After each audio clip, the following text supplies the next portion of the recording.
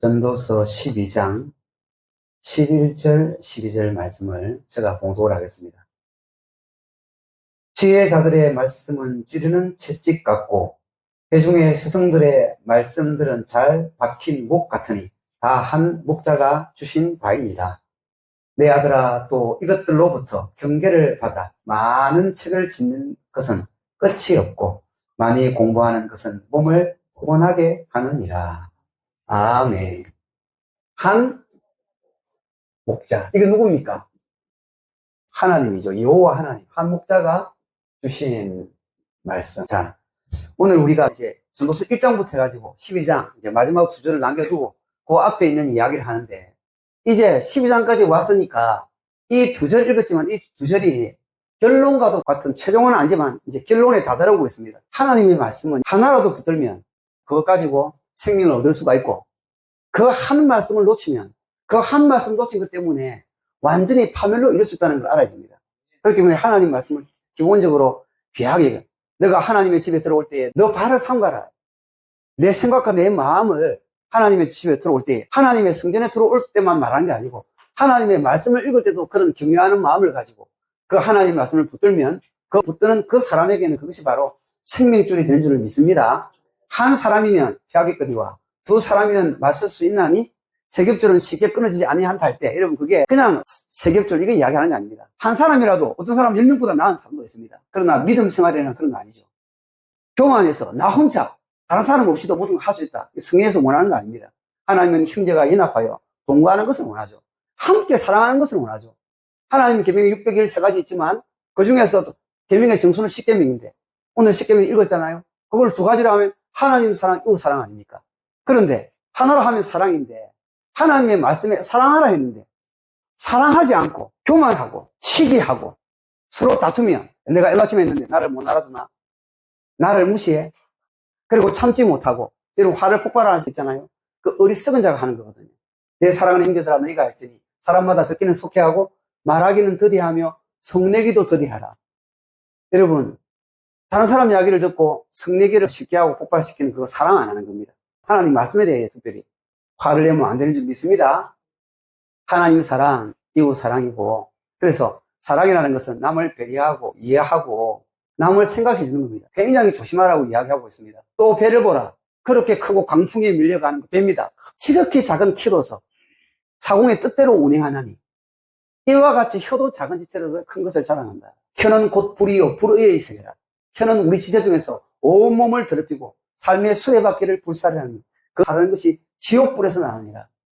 여러분, 시기적인 말, 배려 없는 말, 다투는 말, 그거는 뿔이 작은 것 같아도, 입으로 나오는 뭐 말이 아무것도 아닌 것 같아도 칼보다 혀가 더 세다는 말도 있지 않습니까?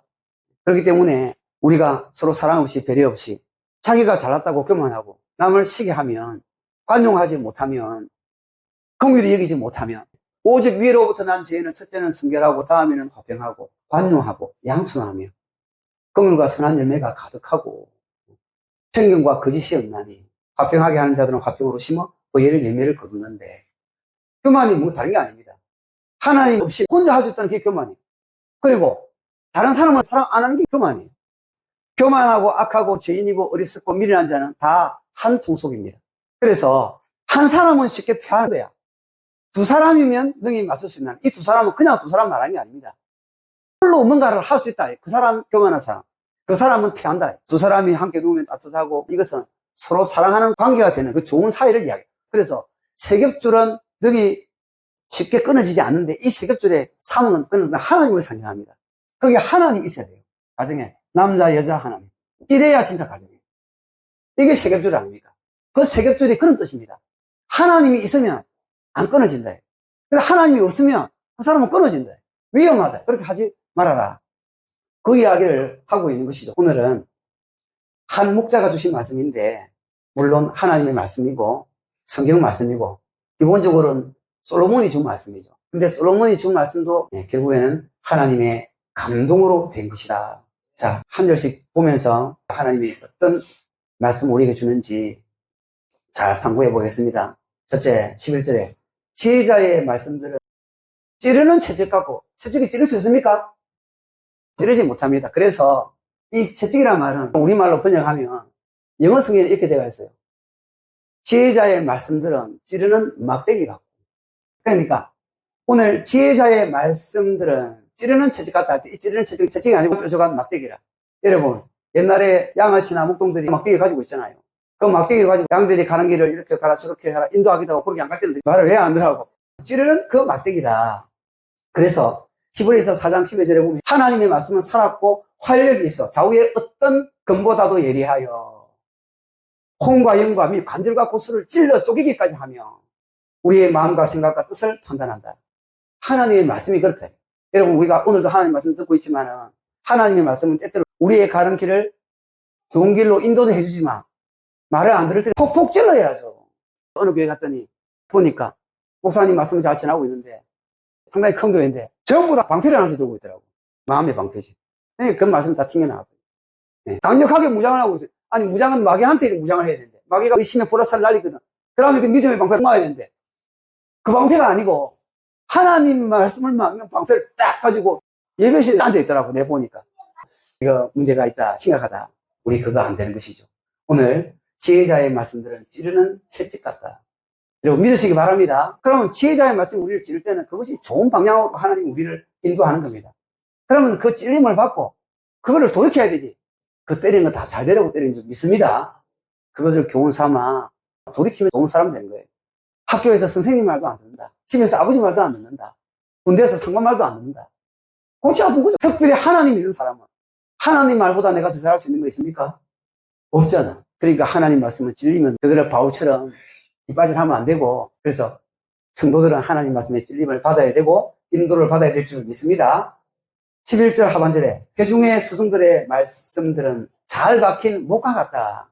여러분 이것은 고대의 성경학자들이 뭐라고 말하냐면 이 못은 율법 계명을 단단히 하나님의 말씀을 단단히 새기는 것. 잠언 22장 20절 21절 22절에서 내 아들아 아버지의 명령을 지키고 어머니의 법을 떠나지 말할 때 그거는 어떤 아버지의 말 어떤 어머니의 말 아닙니다. 하나님을 믿는 아버지가 아들한테 하는 말이고 하나님을 믿는 어머니가 자녀한테 한 말이니까 누구의 말입니까? 근데 하나님의 율법이고 하나님의 계명인 것이죠. 그것을 떠나지 말고 지켜라.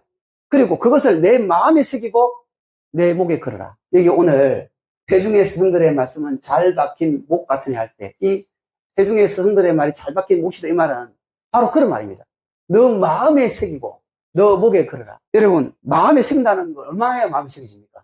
적어도 우리가 하나님 법을 안다면 10계명을 외우는 정도는 돼야 마음에 새기는 거지. 10계명도 몰라. 왜? 안 새겼으니까. 알기는 대충은 알아. 알지만 안 새기니까 모르는 것이죠. 그리고 어떤 사람은 마음에 새기기만 합니다. 어떻게 해야 됩니까? 목에도 그래. 하나님 믿는 사람은 믿는 것이 남도 알아야 돼요. 자, 회중의 스승의 말씀들은 잘 박힌 목 같을 때 이 못은 많은 역할을 합니까? 못은 고정하잖아요. 하나님 말씀을 너희 심령의 마음에 새겨라. 그 이야기를 하고 있는 것이죠. 그래서 우리들도 하나님 말씀을 들을 때는 우리 마음에 새겨야 된다. 그리고 이 지혜자의 말들, 회중의 스승들의 말씀은 다 누구의 주신 말씀? 한 목자가 주신 말씀이다. 여러분, 여기 오늘 굉장히 중요합니다. 이것은 두 가지를 이야기합니다. 하나님의 말씀을 풀어 가르치는 사람이 많이 있잖아요. 오늘 여기는 스승, 지혜자, 중보자, 예언자, 선지자, 선견자 여러 다양한 사람들이 하나님 말씀을 가르치는데 중요한 거는 그거는 다 누구로부터 왔다? 한 목자 여호와 하나님께로부터 그 말씀이 왔다는 것을 가르칩니다. 이것이 중요합니다. 그렇기 때문에 오늘도 이거 전도서는 누가 썼습니까? 솔로몬이 써서 솔로몬이 기록을 했지만 다 한 목자니까 여호와 아닙니까? 하나님이 솔로몬에게 그 말씀을 기록하도록 주셨기 때문에 솔로몬의 말씀은 하나님의 말씀이고 솔로몬의 말씀은 권위가 있는 줄 믿습니다. 모든 성경은 하나님의 감동으로 된 것으로 교훈과 책망과 바르게 함과 의로 교육하기에 모든 성경은 하나님의 감동 아닙니까?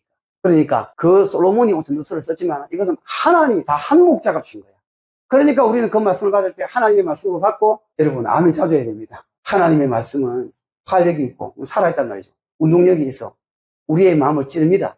채찍처럼 찌를 때 우리는 찌림을 받아야 돼. 찔려야 마음이 새겨지지. 돌짝 같은 마음이라도 자꾸 때리면 바뀌지 않습니까? 하나님 말씀을 자꾸 들어서 그게 마음에 새겨져서 그 명령대로 살아나갈 때 그 사람은 복이 있는 줄 믿습니다.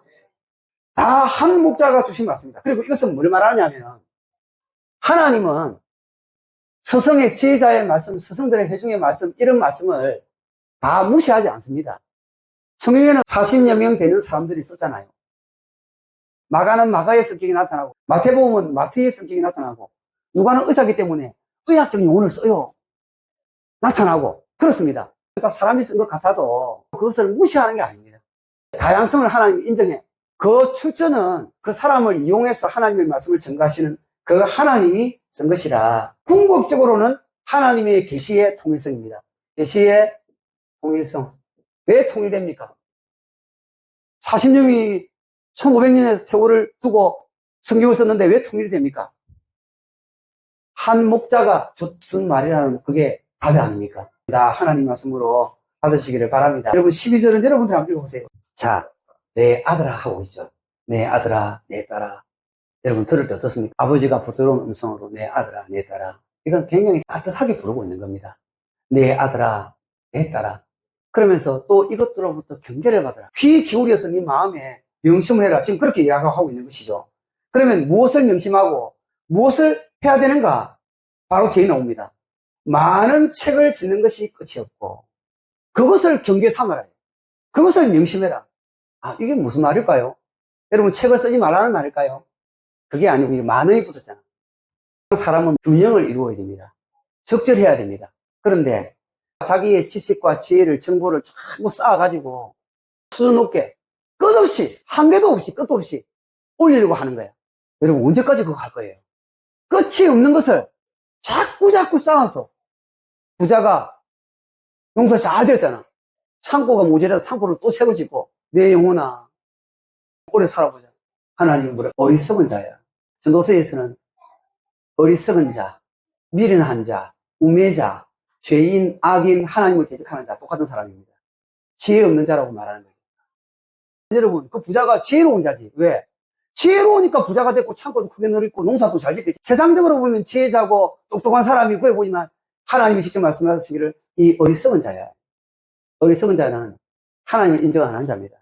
하나님 법을 지키지 않는 자입니다. 그는 악한 자입니다. 죄인입니다. 여러분 우리가 그런 자가 되면 안 되는 것이죠. 그래서 보십시오.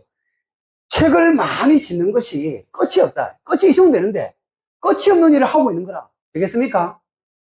사람은 한계가 있는 것입니다. 들어라 너희 중에 이르기를 오늘이나 내일이나 우리가 어떤 도시에 가서 거기서 1년을 머무며 장사하여 이익을 보리라 하는 자들아. 너희가 내일 일을 알지 못하는도다. 너희 생명이 무엇이냐? 너희는 잠깐 보이다가 없어지는 안개니라. 여러분 우리가 얼마나 이 땅에 오래 있었습니까? 한 세대는 가고 한 세대는 오나니 땅은 영원히 있다. 그렇게 말하고 있지 않습니까? 그 뒤에도 비슷한 말이 나옵니다. 많이 공부하는 것은 몸을 피곤하게 하느니라. 여러분 젊은이들 여기서 단순히 공부하지 말라 이 말 아니야. 지식 추구하는 것 자체를 목적으로 삼고 그거를 끝없이 추구하고 있는 그 사람을 이야기하는 거야. 그러면 안 된다고 이야기하는 거예요. 이것도 배우고 저것도 배우고 정작 한 거는 하나도 없는 거야. 여러분 이것은 우리 신앙생활도 마찬가지죠. 하나님을 알면 하나님을 믿으면 믿는 대로 행하고 삶으로 나타나야 되는데 하나님 말씀이 율법이 사랑인데 사람 무시하고 있는 거야. 그건 완전히 잘못하고 있는 거예요. 하나님 안에서 하나님의 명령을 지키고 붙드는 그 사람, 비록 어려운 일도 있고 힘든 일도 있지만은 늘 하나님을 신뢰하면서 기쁘거나 슬프거나 언제나 하나님 말씀을 붙잡고 기도하고 예배하고 그 말씀대로 살려고 노력하는 바로 그 사람이 행복한 사람이다. 오늘 우리 주일학교 때 감사 찬송 불렀잖아. 감사 찬송. 길가에 장미꽃 감사, 장미꽃 너도 감사. 그러니까 좋은 것도 감사하지만 안 좋은 것도 감사할 수 있고 그것을 노래할 수 있는 사람이 된다면 그 사람이야말로 천국이다. 세상 보면 천국이 뭡니까? 손흥민이 천국이고 돈 많이 쌓은 거. 하버드 박사 학위 받다 왔다. 그러면 우리나라 그 사람이 천국이잖아. 또 어떤 사람은 음악을 잘해가지고 너무너무 잘하다. 그러면 그게 천국 같은데. 성경에서는 그게 천국이 아니고 솔로몬은 뭐라고 하냐면 그거 헛되다. 그거는 잠시 잠깐이다. 너 인생이 잠시 잠깐인데 잠시 잠깐 동안 그 쓸 수 있는 거지. 죽고 나면 물질 가져갑니까? 심리 가져갑니까? 그 영광 아름다움 가져갑니까? 하나님 말씀 붙들고 산 것밖에 없는 거야. 여러분 그렇기 때문에 하나님 말씀을 붙들고 산 심플한 삶. 너는 경계를 받아라. 세상 사람처럼 색 쌓으려고 하지 말고 명예 쌓으려고 하지 말고 부 쌓으려고 하지 말고 많이 뭘 해서 천국을 이루려고 하는 게 아니라 하나님이 너와 함께하면 그것 자체로도 천국이지만 하나님이 자기를 사랑하는 자들에게 약속하신 생명의 밀려감과 자기를 사랑하는 자, 그리고 시련을 견디어 이기게 된 자에게 주는 그 기업을 받아 누릴 줄을 믿습니다.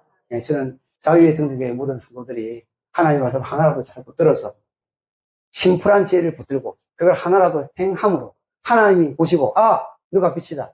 하나님이 인정하는 그런 성도, 그런 교회가 되기를 바랍니다.